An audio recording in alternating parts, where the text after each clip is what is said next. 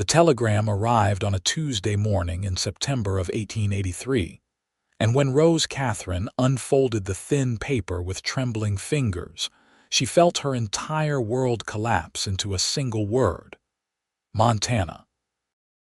Her aunt had died, leaving Rose the only living relative to claim a homestead 300 miles north of Jordan Valley, Oregon, where Rose had spent her entire 22 years working in the general store and dreaming of nothing more adventurous than perhaps one day managing the establishment herself. Now the lawyers insisted she had 60 days to travel to Montana Territory to claim her inheritance or lose it forever to the territorial government. The problem was not simply the distance or the difficulty of the journey. It was the timing. Winter was coming. Rose stood in the small room behind the general store, where she had lived since her parents died of scarlet fever when she was 16, staring at the telegram, as though she could will it to say something different. Montana Territory in winter was a frozen hell, according to every trapper and prospector who passed through Jordan Valley. Men spoke of blizzards that could bury a house, temperatures that froze whiskey solid, and winds that could strip the flesh from your bones. Rose had never experienced anything colder than an Oregon winter, which by comparison seemed almost mild. She brought the telegram to her employer, Mrs. Harriet Morrison, who read it twice before setting it down on the counter with a heavy sigh. "You cannot possibly be considering this," Harriet said, her round face creased with concern. "Not at this time of year." "I do not have a choice," Rose replied, though her voice wavered.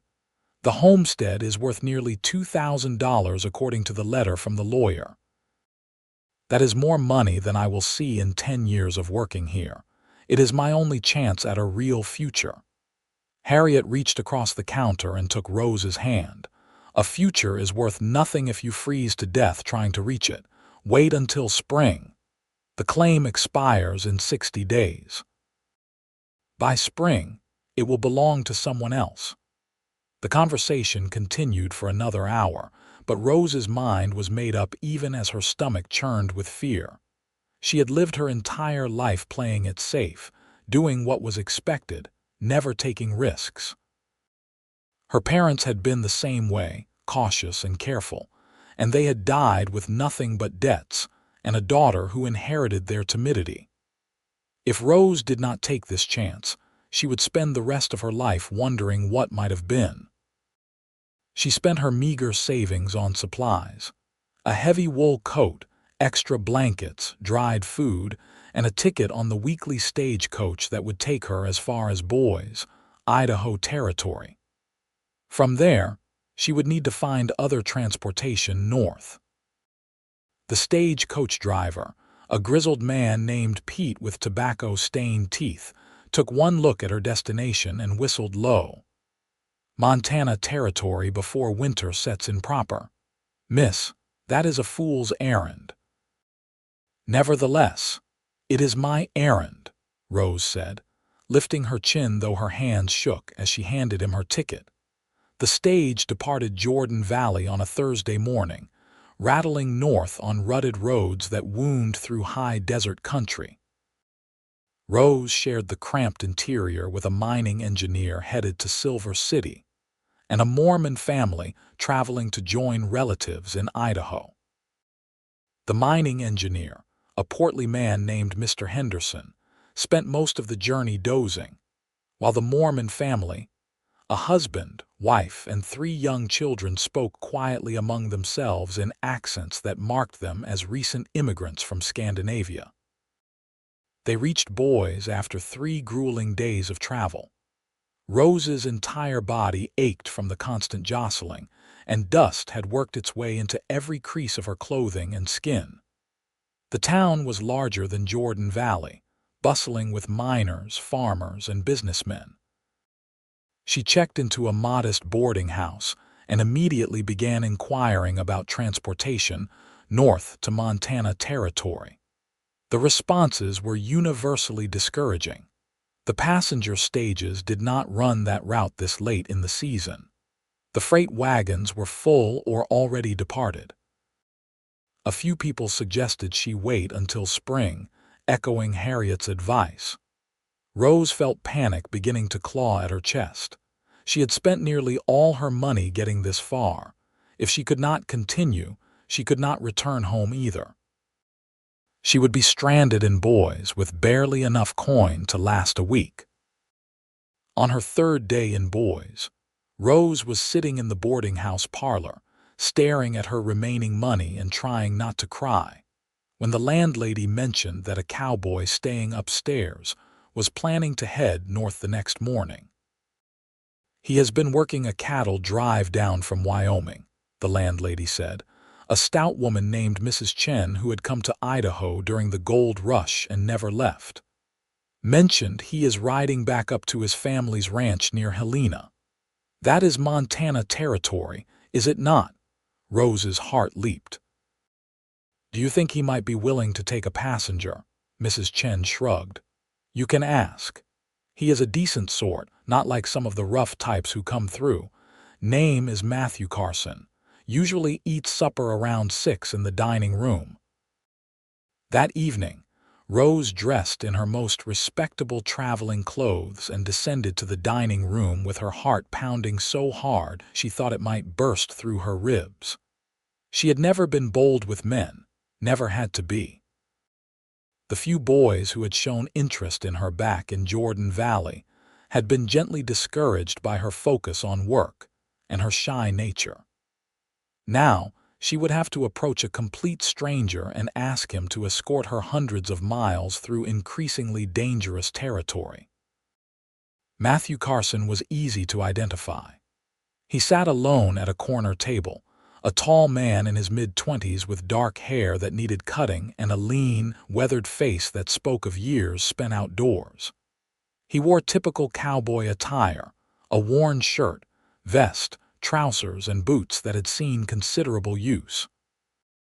A hat rested on the chair beside him.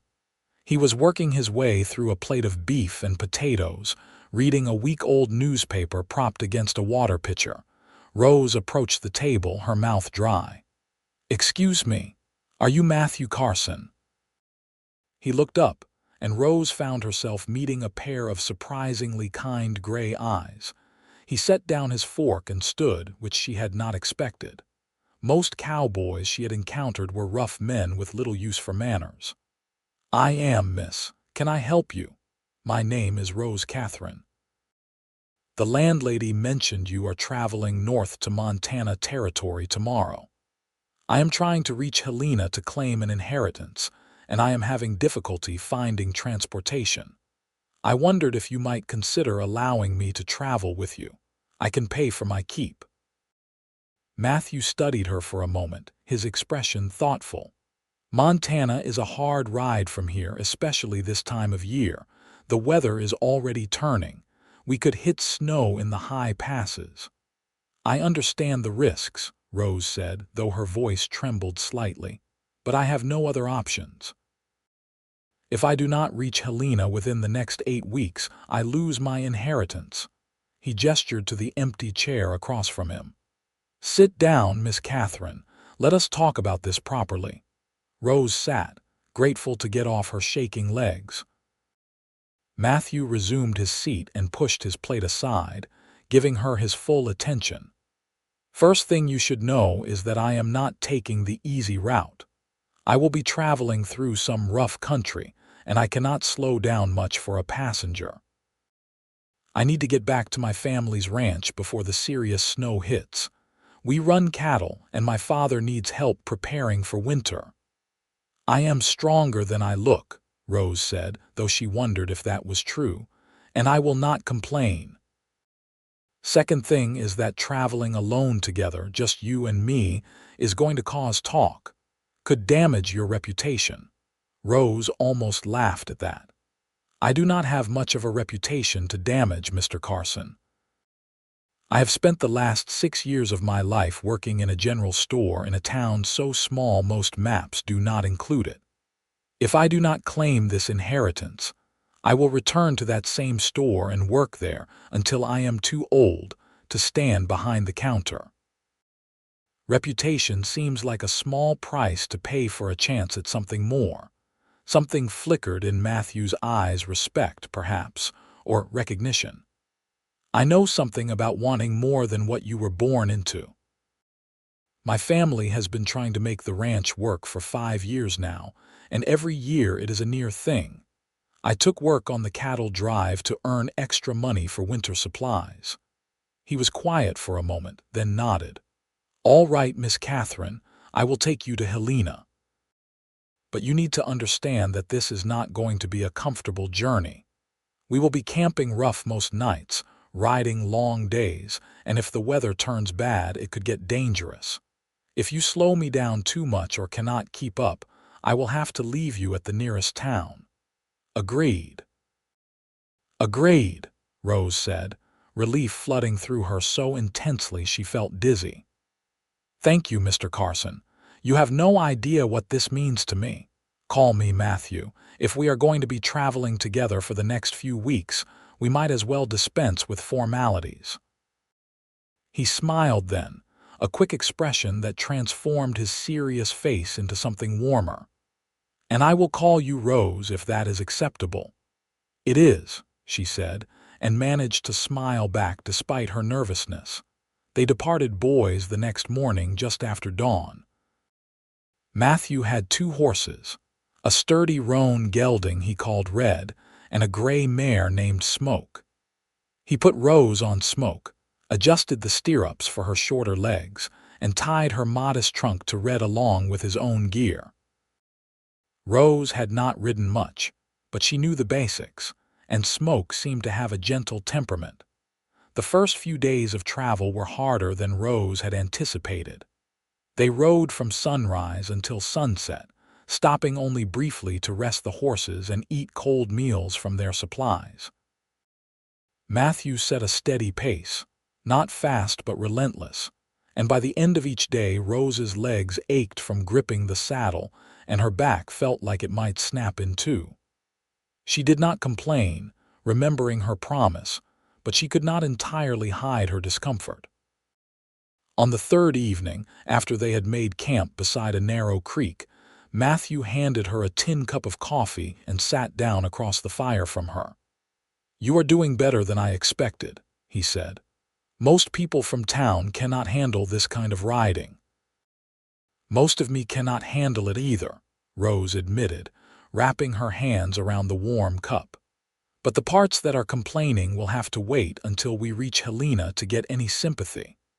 He laughed at that, a genuine sound that made Rose feel a small spark of pride. She was not used to making people laugh. As they traveled north, the landscape changed. The high desert gave way to rolling hills, then to mountains covered in pine and aspen. The aspens were turning gold, their leaves shimmering in the autumn sunlight like coins. The air grew colder, especially at night, and Rose was grateful for the heavy blankets Matthew had insisted they buy before leaving boys. They fell into a rhythm. Matthew proved to be quiet but not unfriendly, the kind of man who did not waste words but spoke when he had something worth saying. He pointed out landmarks, warned her about dangerous terrain, and taught her how to better handle Smoke on steep trails. In the evenings, after they made camp, he would tend the horses while Rose prepared whatever simple meal they could manage with their supplies and the small cooking fire. Rose found herself watching him when she thought he was not paying attention. There was something solid and reassuring about Matthew Carson, a steadiness that she had not encountered in men before. He did not boast or swagger like some of the cowboys who passed through Jordan Valley. He simply did what needed doing with a quiet competence that Rose found deeply attractive. She tried not to think about that attraction. This was a business arrangement, nothing more. Matthew was helping her reach Helena, and then they would part ways and likely never see each other again. There was no point in developing feelings for a man who was simply being kind. But feelings, Rose was discovering, did not follow logic. It happened slowly, in small moments. The way Matthew always made sure she was comfortable before he settled down for the night. The patient tone he used when explaining something about the trail or the horses. The time he gave her his own blanket when she could not stop shivering, insisting he was fine with just his bedroll. The evening he shot a rabbit and cooked it properly over the fire, the first hot meal they had eaten in days, and the way his face lit up when she said it was delicious. They had been traveling for just over a week when they reached the small town of Salmon, Idaho Territory, nestled in a valley between steep mountains. Matthew suggested they rest there for a day, let the horses recover, and buy fresh supplies before pushing on toward the Montana border. Rose agreed gratefully, looking forward to sleeping in an actual bed and perhaps getting a proper bath. The town had a single hotel, a weathered two-story building that looked like it had been there since the gold rush days. The proprietor, an elderly man with a suspicious expression, looked at Rose and Matthew with obvious skepticism when they requested separate rooms. "We are not married," Rose said quickly, her face heating. "Mr. Carson is escorting me to Montana Territory. We need 2 rooms." The proprietor's expression did not change, but he handed over 2 keys. Rooms 3 and 5, payment in advance. After paying and securing their rooms, Rose and Matthew walked to the general store to resupply. The town was small but busy, with miners and loggers making up most of the population. Rose noticed several women watching her with curious expressions as she walked beside Matthew. She supposed they made an odd pair. A clearly respectable young woman traveling with a cowboy who was not her husband or relation. At the general store, while Matthew was discussing horse feed with the clerk, an older woman approached Rose. She had kind eyes and gray hair pulled back in a neat bun. "Forgive me for being forward, dear, but are you all right? If that man is forcing you to travel with him, there are people in this town who can help." Rose was startled, then touched by the concern. "Oh no, nothing like that. Matthew is helping me reach Helena to claim an inheritance. He has been nothing but respectful." The woman studied her face, then nodded. "I can see you are telling the truth, but be careful, dear.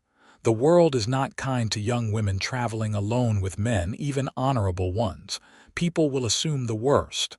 "I know," Rose said softly. "But sometimes you have to choose between your reputation and your future." "Wise words," the woman said. "I hope your future is worth it." That evening, Rose indulged in a long bath, scrubbing away more than a week of trail dust. Afterward, she felt almost human again. She had brought one good dress with her, a simple blue cotton that was not fancy but was clean and respectable. She put it on, brushed out her long brown hair, and went downstairs to the hotel's small dining room where she had agreed to meet Matthew for supper. He was already there, waiting at a table by the window. He had cleaned up as well, shaved and put on a clean shirt. When he saw her, he stood, and Rose saw something shift in his expression: surprise, appreciation, and something else she could not quite name. "You look nice," he said, and there was a sincerity in his voice that made Rose's heart skip. "Thank you. So do you." They sat down, and for the first time since they had started traveling together, Rose felt a flutter of nervousness that had nothing to do with the journey. This felt almost like a courtship, like something from the romantic novels she occasionally borrowed from the lending library back in Jordan Valley. She told herself not to be foolish, but the feeling persisted. The meal was simple but well prepared, and they talked more freely than they had on the trail. Matthew told her about his family's ranch, about his parents and his 2 younger sisters. His father had been injured in a riding accident 2 years ago and walked with a limp now, which made the ranch work harder. Matthew, as the only son, bore most of the physical labor. "Why did you go on the cattle drive if your family needs you at the ranch?" Rose asked. "Because we needed the money more than we needed my labor for those 3 months," Matthew said, his voice heavy. "The ranch barely breaks even. We are one bad winter away from losing everything. The money I earned will buy enough supplies and feed to get us through to spring. Then maybe next year we can start to get ahead instead of just surviving." Rose heard the weight of responsibility in his words and understood it. She had carried a similar weight after her parents died, the knowledge that she was entirely alone and that no one would help her if she failed. "That is why you did not want to take me along," she said, "because getting home quickly matters so much." "Partly," Matthew admitted, "but also because I was not sure I could keep you safe.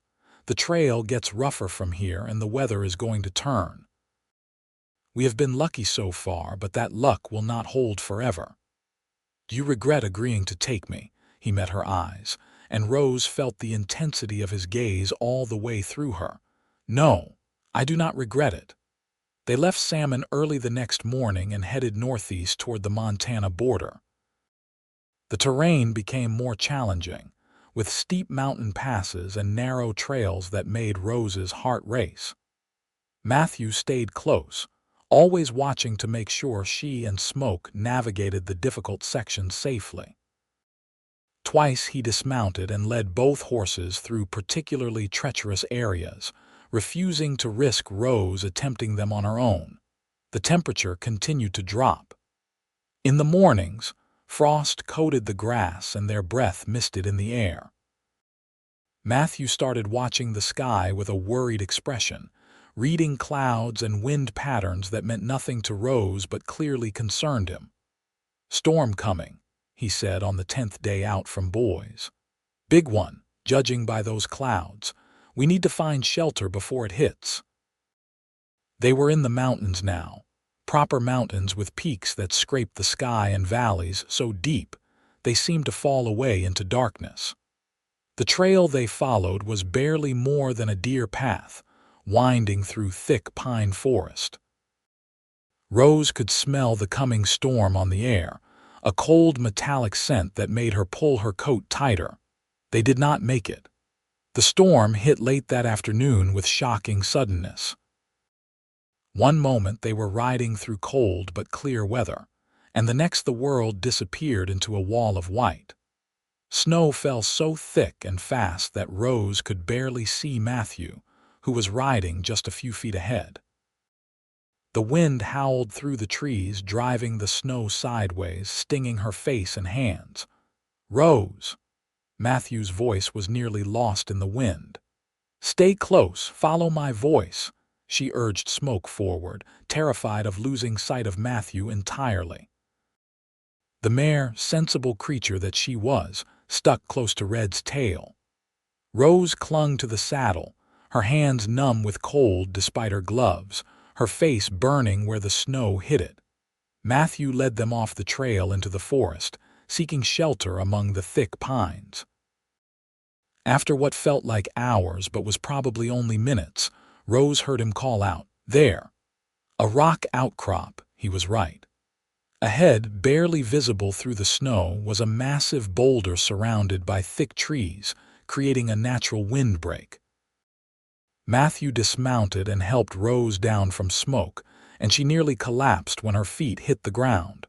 Her legs had no strength left, and she was shaking violently from the cold. "I need to set up some kind of shelter," Matthew said, his voice urgent. "Can you stay on your feet?" Rose nodded, though she was not sure it was true.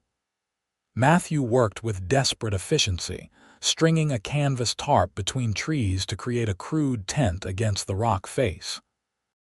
He unsaddled the horses, rubbed them down quickly, and tied them close to the shelter where they would have some protection from the wind. Then he pulled Rose under the tarp and wrapped her in every blanket they had. "We need to get you warm," he said.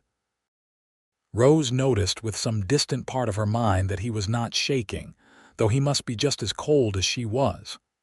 Cowboys were made of tougher stuff, she supposed. He built a fire, somehow coaxing flames from the wood despite the snow and wind. The small blaze seemed pitiful against the storm's fury, but Rose was grateful for any warmth. She huddled as close as she dared, still shaking. Matthew sat beside her and pulled her against his side, wrapping his arms around her. Rose knew she should protest this was far too intimate for two unmarried people, but she was too cold to care. Besides, she could feel the warmth radiating from his body, and she pressed closer, seeking it desperately. "Is it always like this?" she asked, her teeth chattering so hard she could barely form words. "The cold, in Montana." "Sometimes worse," Matthew said. His voice rumbled in his chest and Rose could hear the worry in it. "This is early for a storm this bad. We are in trouble, Rose. We cannot travel in this. We might be here for days." Rose thought about that, about being trapped in this tiny shelter with Matthew while a blizzard raged outside. Part of her was terrified. Another part, the part that was pressed against his warm, solid body, was not terrified at all. She fell asleep eventually, exhausted by fear and cold, lulled by the warmth of the fire and Matthew's arms around her. When she woke, it was to find herself lying down, wrapped in blankets with Matthew's coat spread over the top. He was sitting nearby, feeding small sticks into the fire, watching the snow fall beyond their shelter. "How long was I asleep?" Rose asked, her voice rough. "Few hours. How are you feeling?" She took inventory. "Warmer, though still cold, hungry, sore everywhere. I have been better." "How are the horses?" "Cold, but all right. I gave them some feed. We have enough supplies for maybe 4 or 5 days if we are careful. And if the storm lasts longer than that," Matthew did not answer immediately, "then we will figure something out." The storm lasted 3 days. 3 days of being trapped in a space barely larger than a closet, with howling wind and endless snow. Matthew kept the fire going constantly, burning through their firewood and venturing out periodically to gather more from the surrounding forest, returning each time covered in snow and half frozen. Rose tried to make herself useful. She rationed their food, melted snow for water, and kept the interior of their shelter as organized as possible. But mostly what she did was talk to Matthew.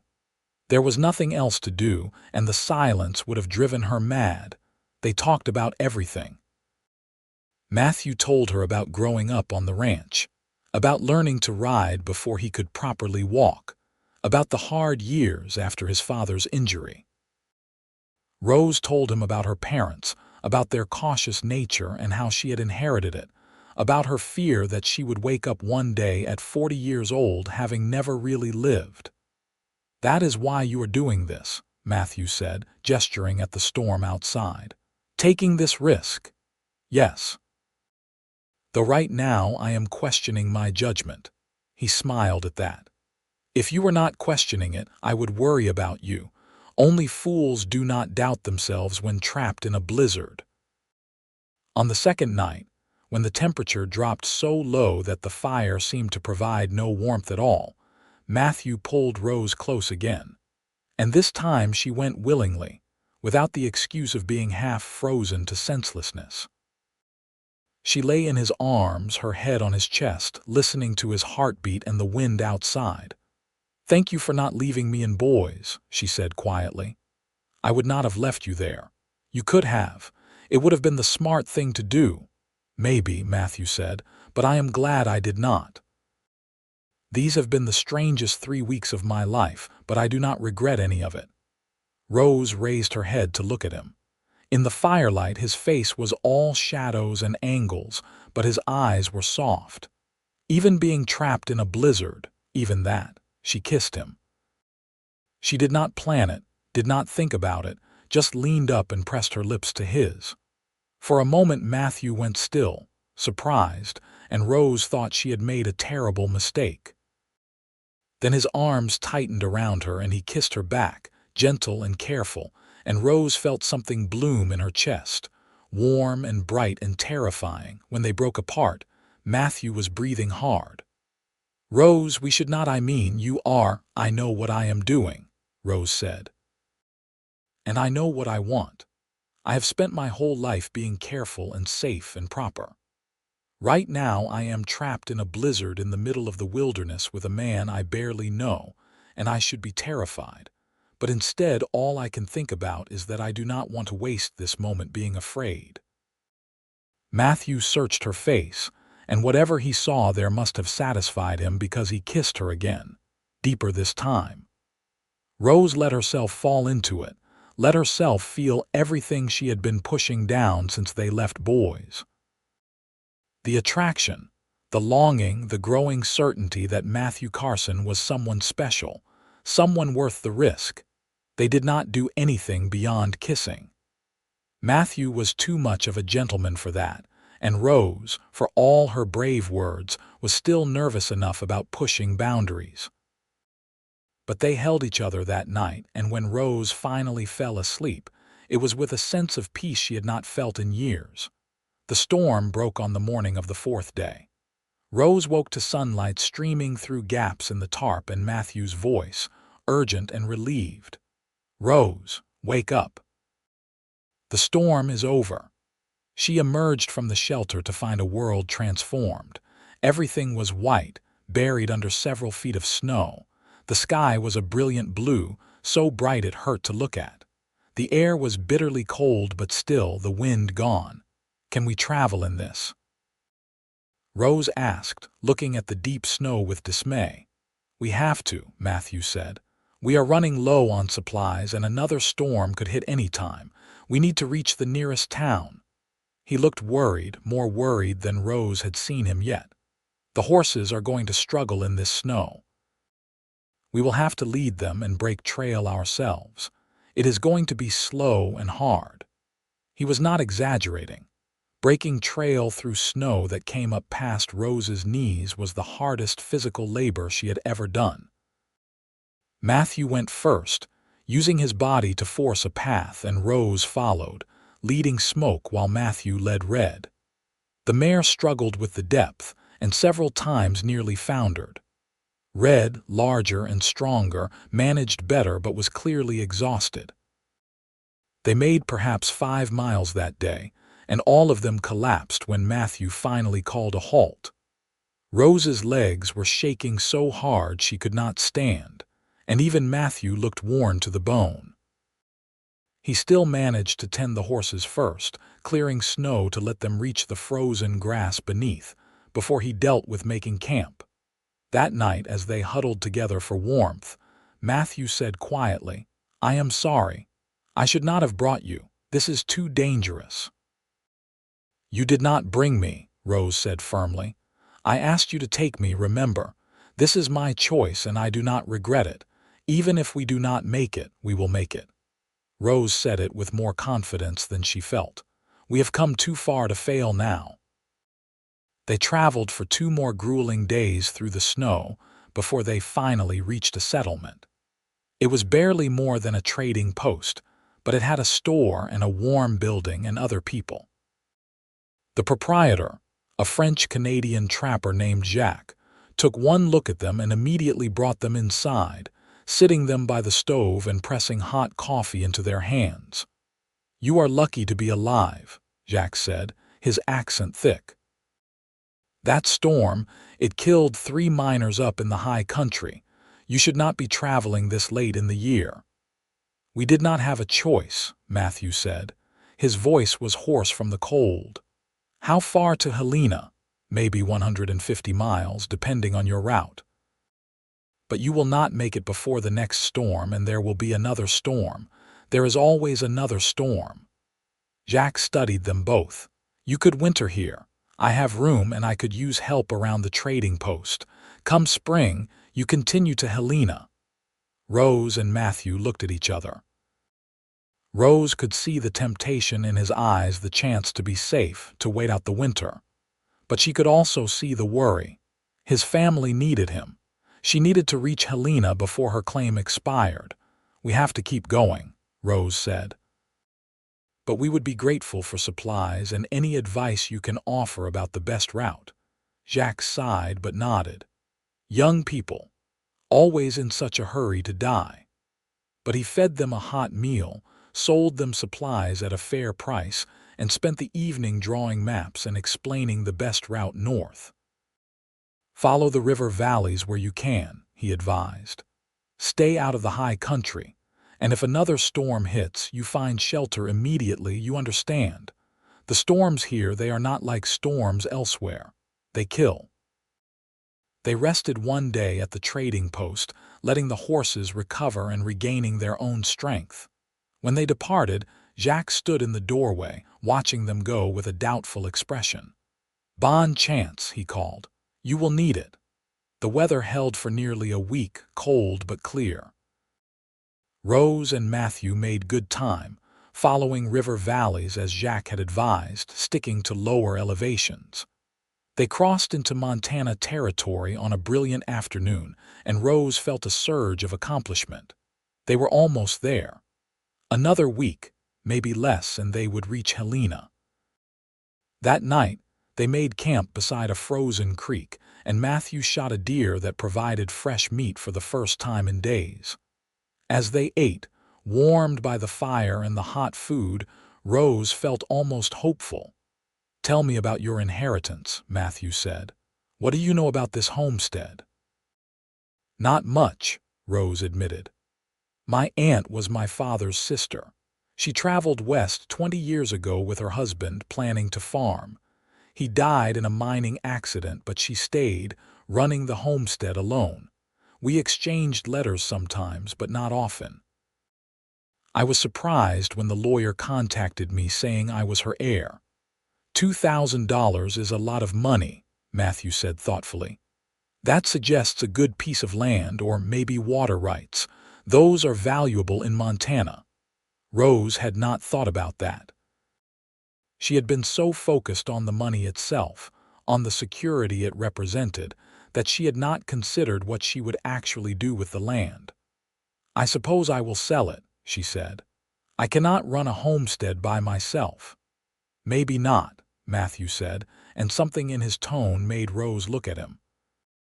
He was staring into the fire, his expression distant. But a good piece of land with water rights, that could be valuable to the right person. What are you thinking? Matthew met her eyes. My family's ranch is struggling because we do not have enough good land. We have grazing rights on some government land, but we do not own it, and that means we are always at risk of losing access. If we could expand, buy more land, especially land with water, we could support more cattle, make the ranch viable long term. Rose felt her heart start to beat faster. Are you suggesting we combine our resources?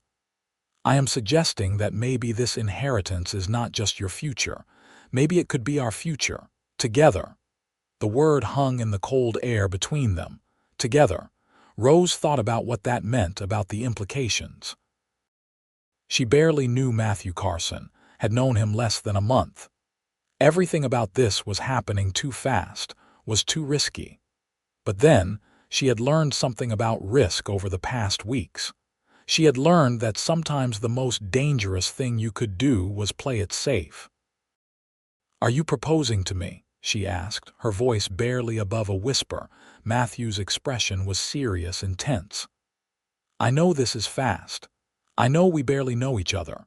But these weeks on the trail, being with you, talking to you, I have felt something I have never felt before.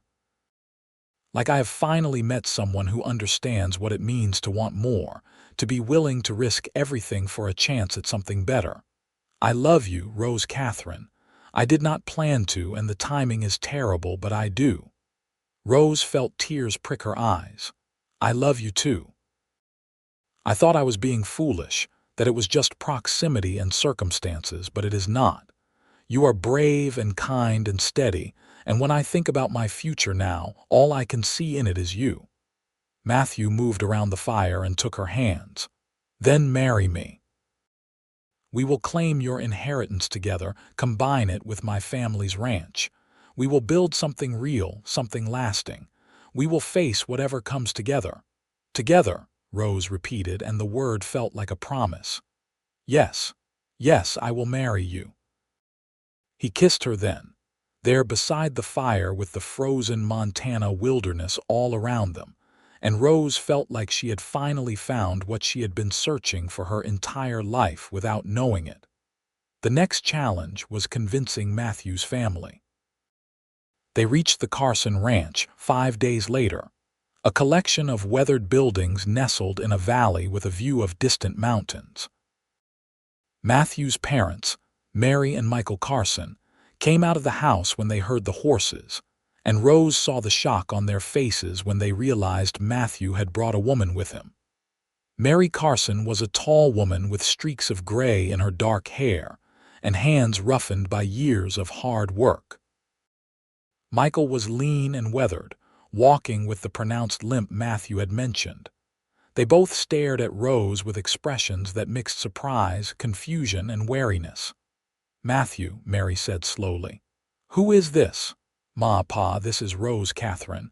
She is my fiancée." The silence that followed was profound. Then Mary said, "I think you had better come inside and explain."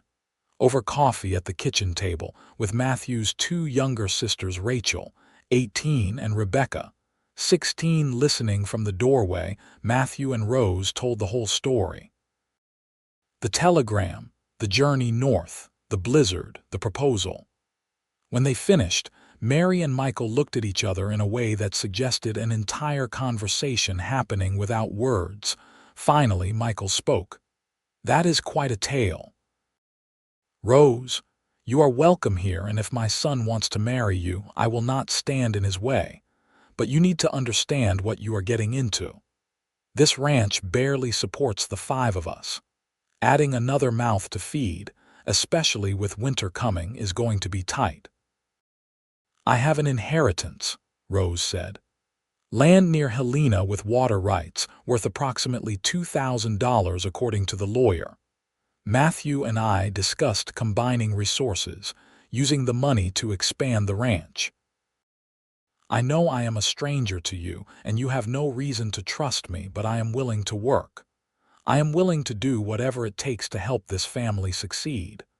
Mary's expression softened slightly. "You have grit. I will give you that. Any woman who can travel through a Montana blizzard and come out the other side has some steel in her. But the question is whether you can handle ranch life," Michael said. "This is not town living. The work is hard, the winters are brutal, and there are no guarantees. We have lost cattle to storms, to wolves, to disease. Some years we barely break even. You would be giving up the security of your inheritance for a gamble." "I understand," Rose said, "but I believe in Matthew, and I believe in what we can build together. That is worth more to me than security." Michael studied her for a long moment, then nodded. "All right, we will see how you do. But Rose, you should know that ranch wives work as hard as the men. If you are going to be part of this family, you will pull your weight." "I would expect nothing less," Rose said. The wedding happened 2 weeks later in Helena, where Rose needed to be anyway to finalize the inheritance. They traveled there with Michael and Mary, leaving the girls to watch the ranch. The lawyer, a fastidious man named Mr. Pemberton, examined Rose's documents, confirmed her identity, and transferred the title to the homestead. The property was even better than Rose had hoped.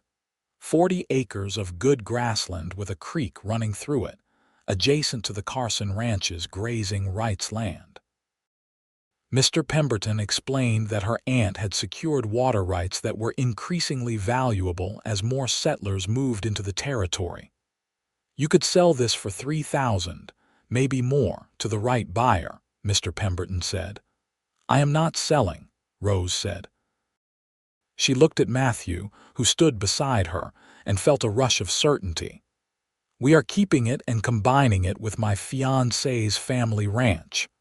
A wise decision, in my opinion," Mr. Pemberton said. The land is worth more as part of a larger operation than it would be on its own. They were married the next day by a circuit judge in a simple ceremony. Rose wore a dress borrowed from Mary, and Matthew wore his best shirt and vest. There were no guests besides Matthew's parents, no celebration beyond a quiet dinner at Helena's best restaurant. But when the judge pronounced them husband and wife and Matthew kissed her, Rose felt a joy so complete it took her breath away. They spent their wedding night at the same hotel where they had dined, a luxury after weeks of camping and the sparse accommodations at the ranch.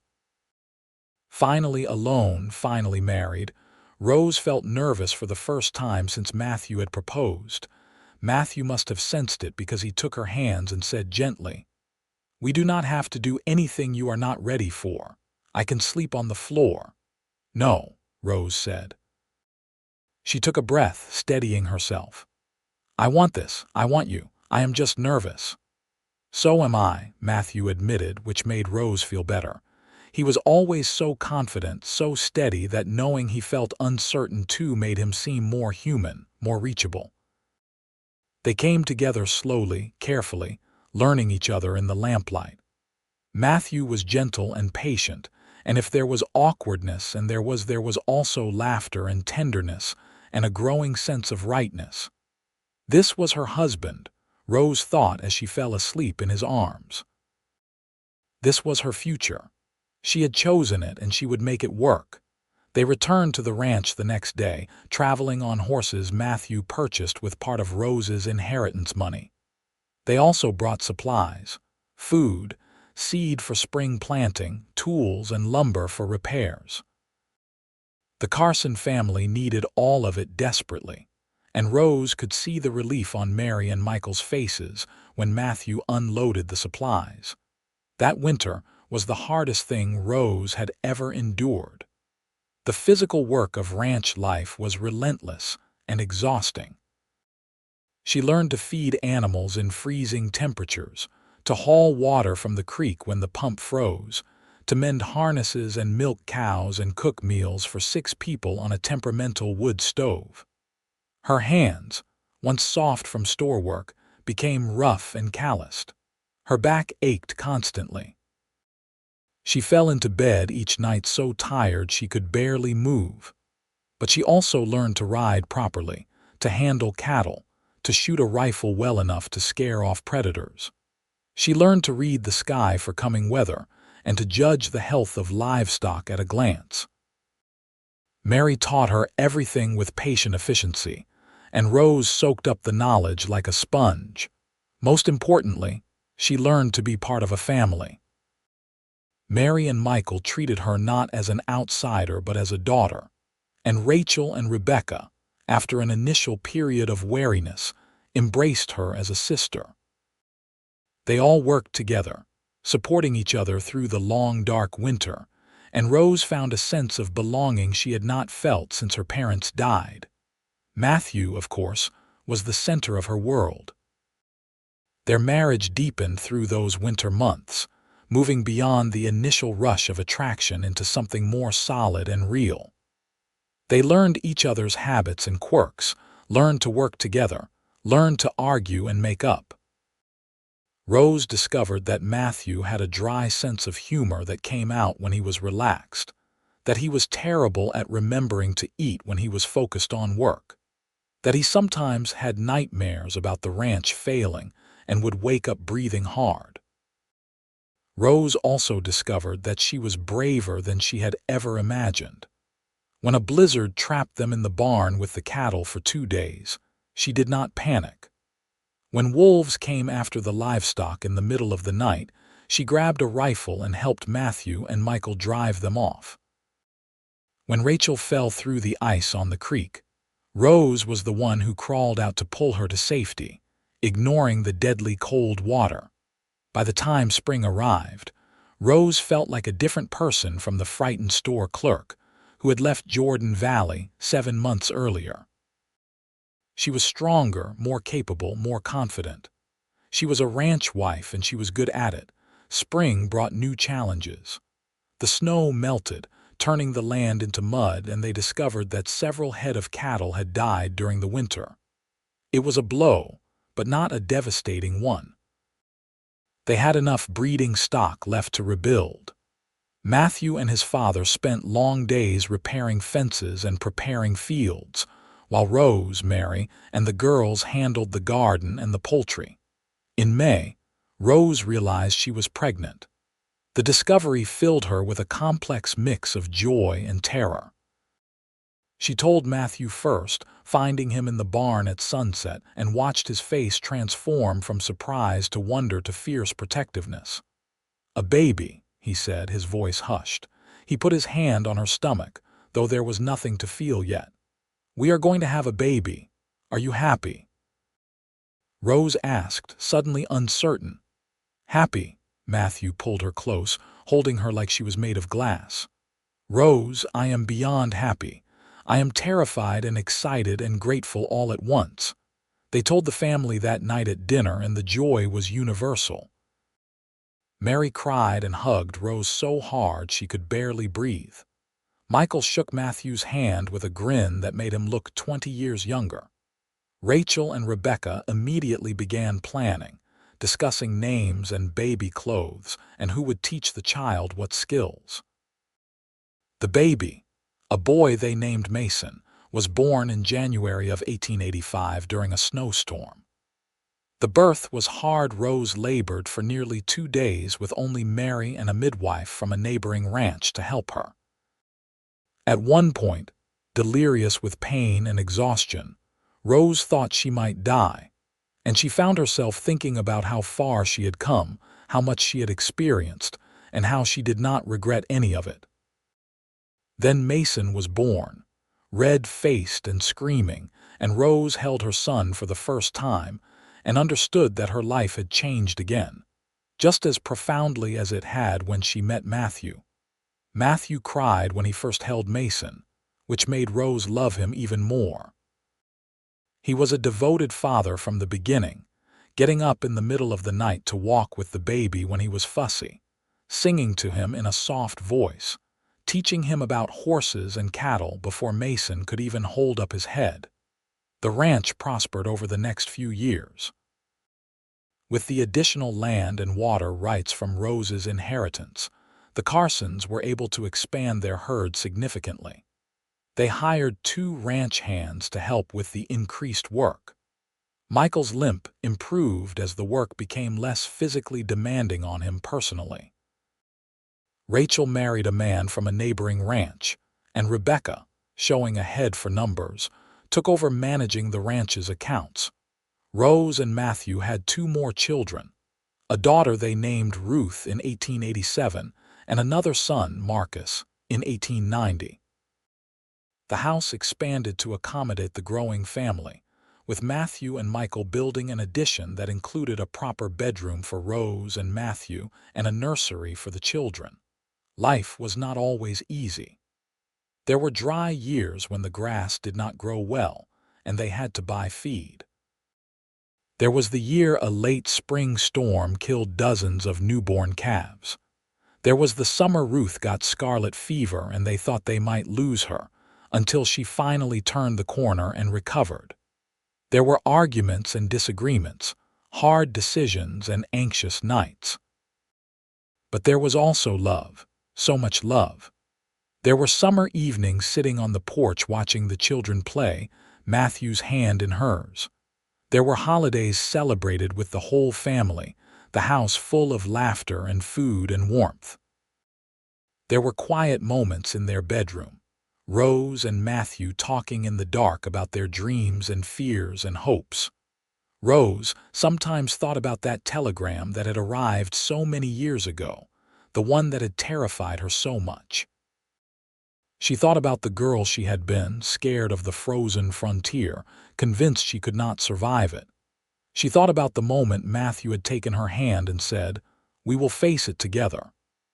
They had faced it together, faced everything together, and they had not just survived but thrived. On their 10th wedding anniversary, Matthew gave Rose a gift, a small wooden box he had carved himself. Inside was a piece of paper with a single sentence written in his careful handwriting. "Thank you for being brave enough to take my hand," Rose cried, clutching the box to her chest. "I was so scared," she said. "When I decided to go to Montana, I was more scared than I had ever been in my life." "I know," Matthew said, pulling her close. "But you did it anyway. That is what bravery is, Rose. Not the absence of fear, but doing what needs to be done despite the fear. I could not have done it without you. Maybe not. But I could not have done any of this without you either. This ranch, this family, this life we have built, it is ours together. Everything we are because we faced it together." They stood there in their bedroom, holding each other, surrounded by the evidence of the life they had built. Through the window, Rose could see the mountains in the distance, still covered in snow despite the spring warmth.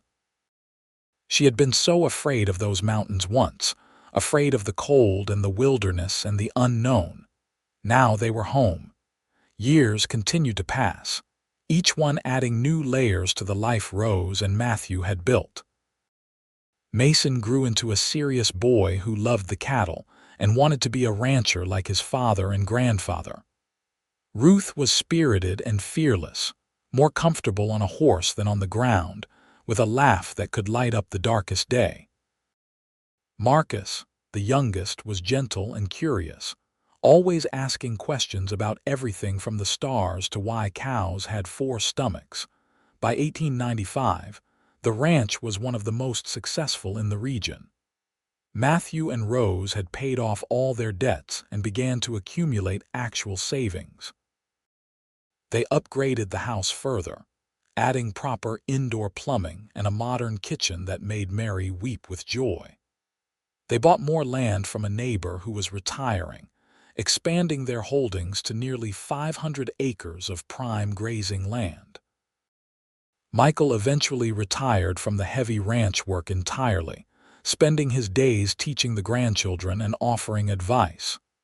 Mary, now in her 60s but still spry, ruled the kitchen and the household with benevolent authority. Rachel and her husband had 3 children of their own and ran a successful ranch 5 miles away. Rebecca surprised everyone by moving to Helena and opening a bookkeeping business that served ranchers throughout the territory.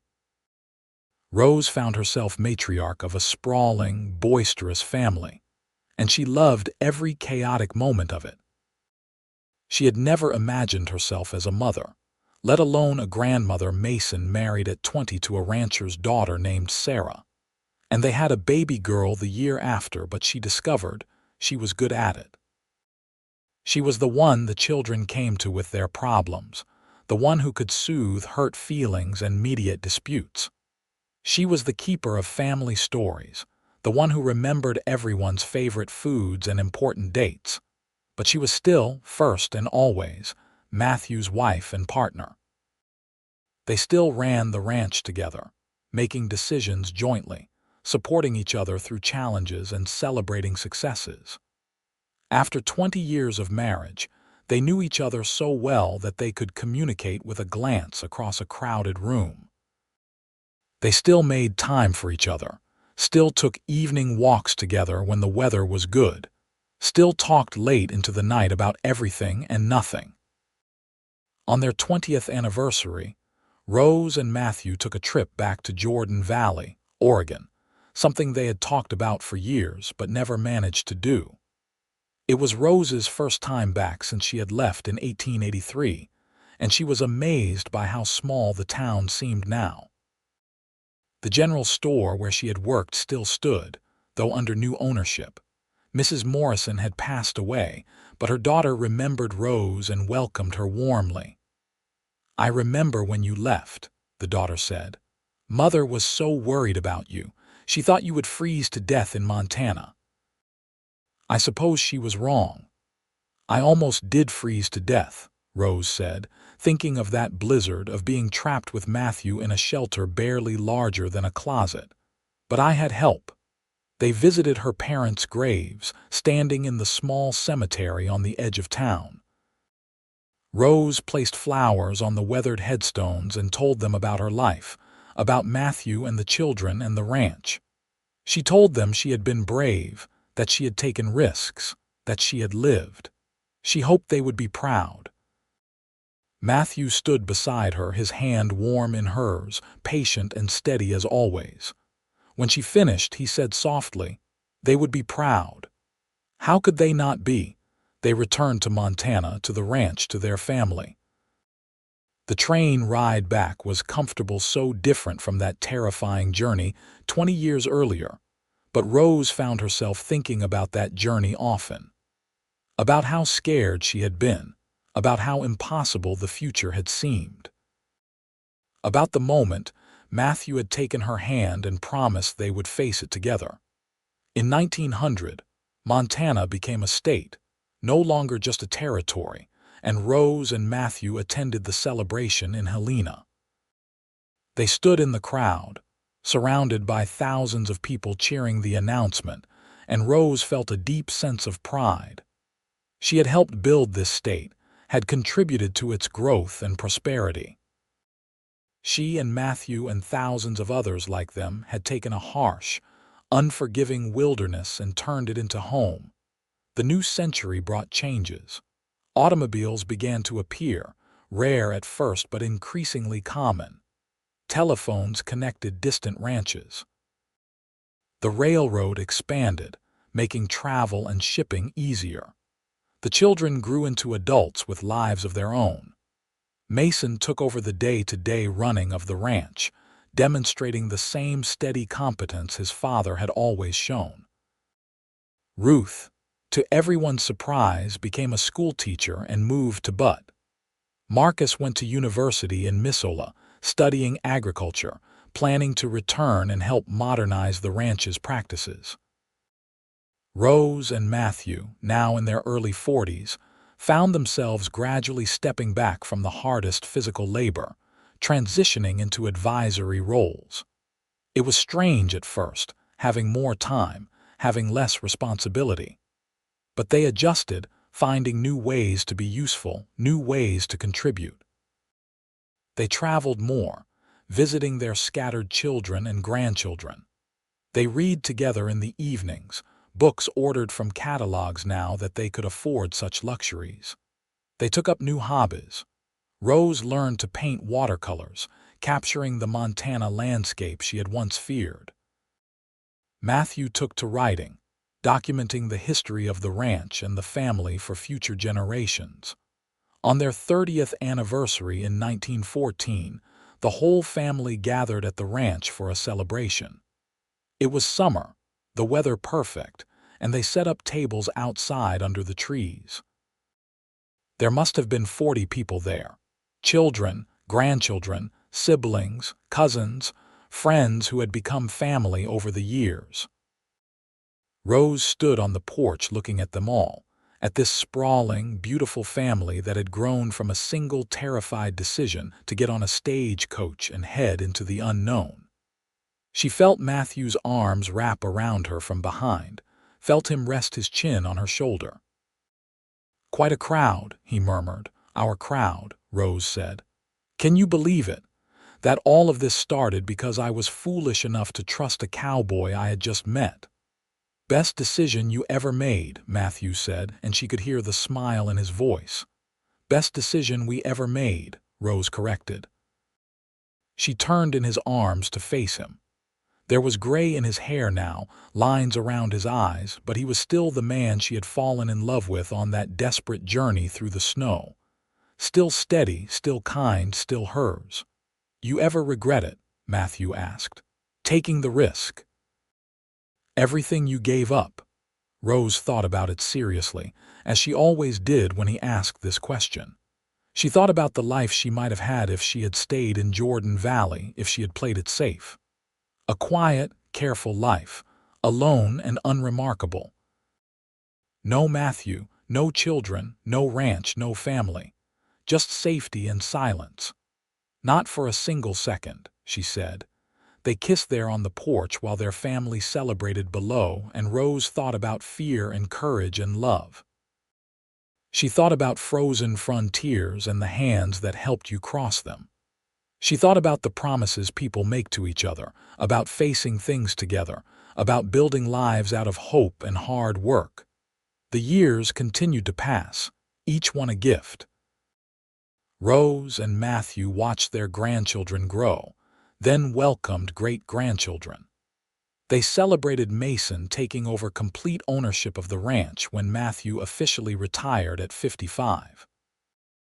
They mourned when Mary passed away peacefully in her sleep in 1920, and Michael followed her just 6 months later, unable to live without his partner of nearly 50 years.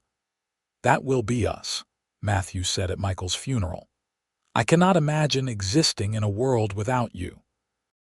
"Then we will have to go together," Rose said, squeezing his hand.